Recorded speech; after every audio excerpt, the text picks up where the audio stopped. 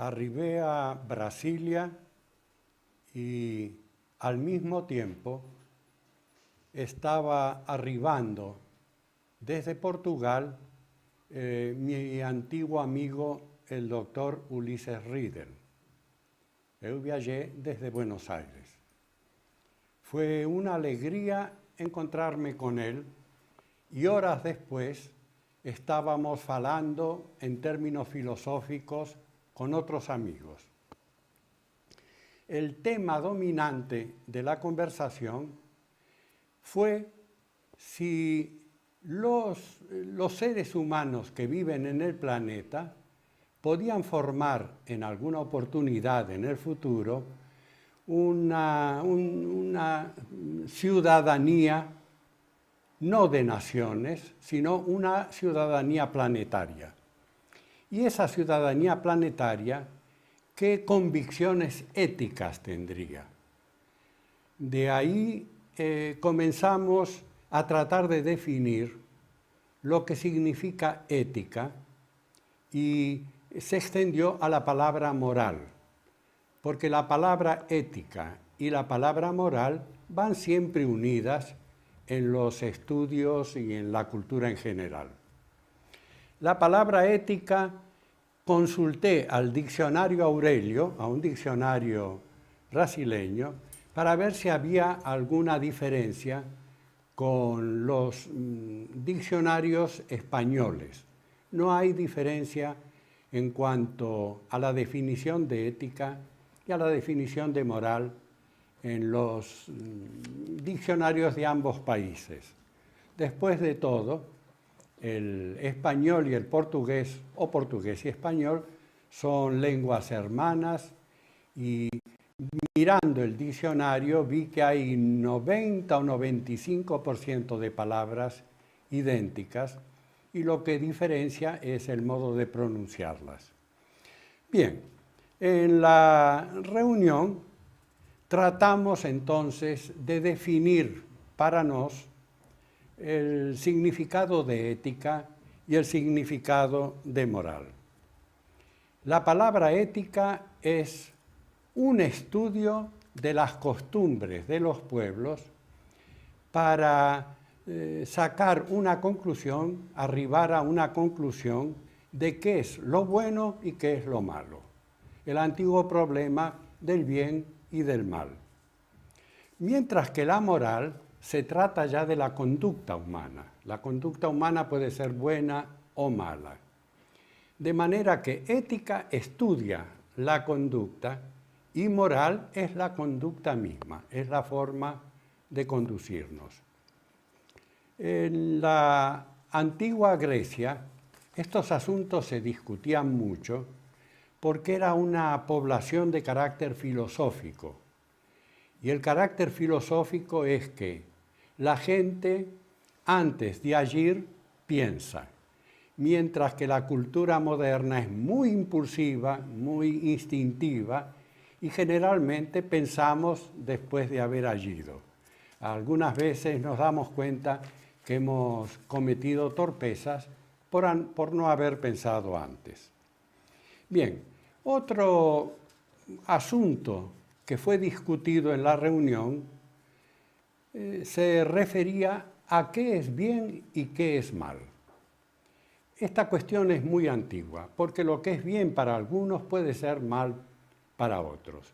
De acuerdo a las civilizaciones, a las religiones, a las costumbres raciales, a las costumbres sociales en general de los pueblos que se han desarrollado en la historia, hay veces que una concepción del bien resulta negativa para unos y una concepción del mal resulta positiva para otros.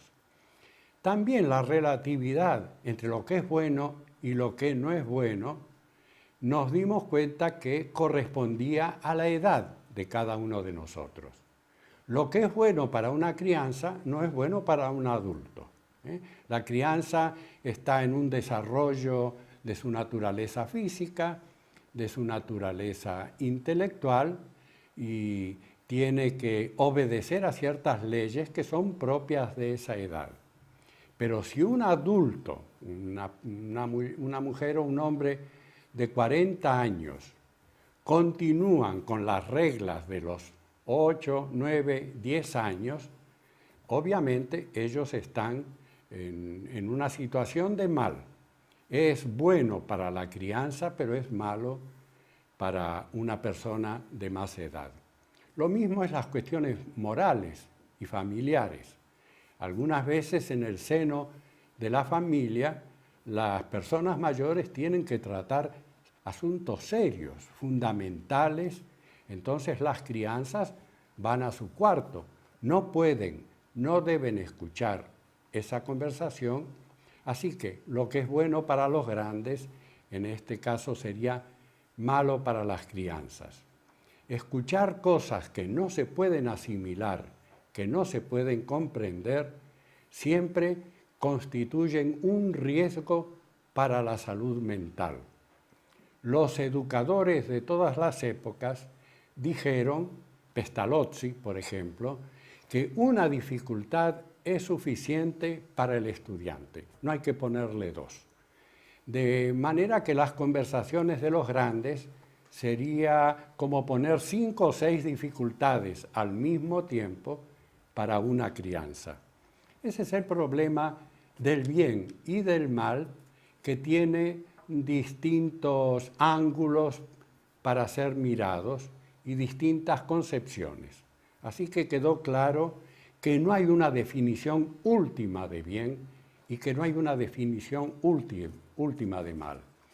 Pero también nos dimos cuenta que debe haber definiciones de trabajo. Así todos concordamos en que asesinar a alguien es malo, pero dar de comer a un hambriento y de beber a un sediento es bueno. Hay reglas generales y todos tenemos esos valores de bien y del mal actuando en nuestra vida.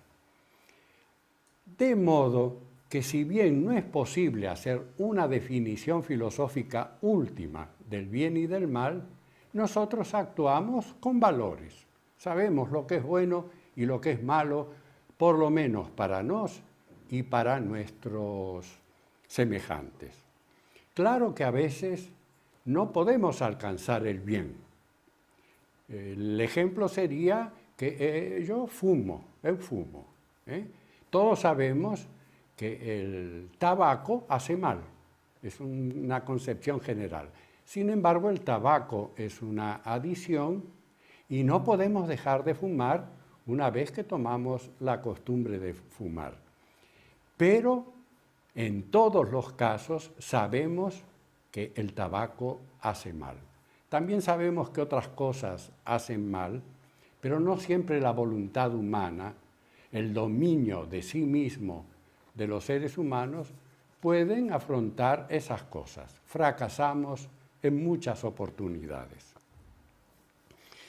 Ahora, la conversación pasó a lo que constituye el ser humano y su progreso y su crecimiento. Y eso también puede ser tomado de dos maneras.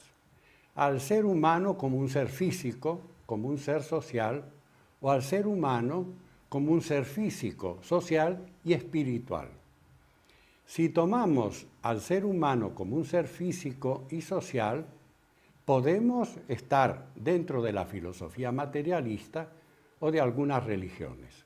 En todo caso, el hombre es una ocasión única, lo que llamamos el ser humano vive una sola vida y en esa sola existencia tiene una cantidad de oportunidades que puede aprovechar o no. En el caso del espiritualismo, existe la convicción de que el ser humano no solamente es un ser físico y social, sino es un ser espiritual.